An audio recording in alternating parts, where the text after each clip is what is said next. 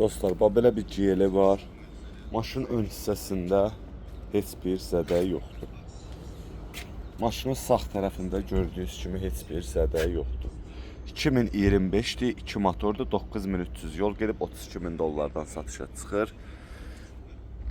Kavralitdir. Deməli, maşına nə alınmalıdır? Arxa bufer alınmalıdır, stop alınmalıdır. Arxa buferlə stoplar alınmalıdır. Sol tərəfində heç bir zədə yoxdur.